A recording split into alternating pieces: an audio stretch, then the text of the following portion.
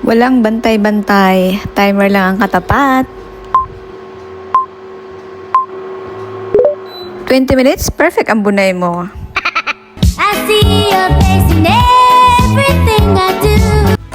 Isa sa pinakamadaling baon na pwedeng ihanda ay boiled egg. Aminin nyo yan.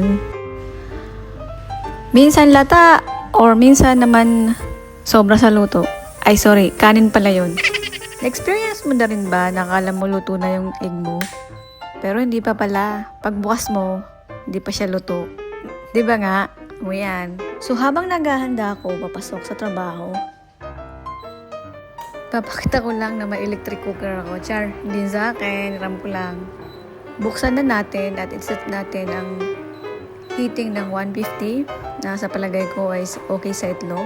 By the way guys, bago mo iset ang timer, pakuluin mo na muna ng konti. Bago isalang yung itlog nito ay akin munang hugasan.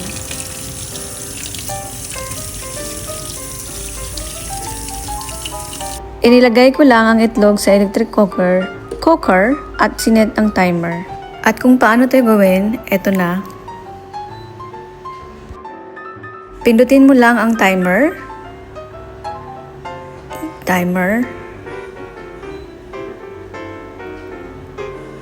Tapos, I guess sa itlog, 20 minutes okay na siya.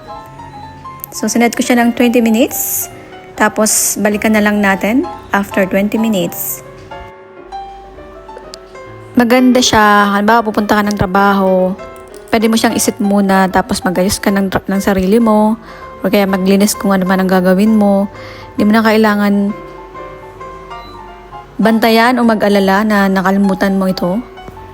Pagkatapos nga po ng 20 minuto, kusa itong magsasara pagkatapos ng itinakdang oras.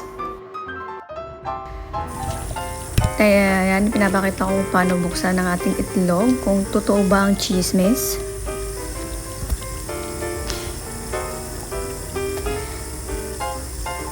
Handa na agad isama sa baon. Malaking tulong talaga ang timer para mas maging madali at hassle-free ang umaga.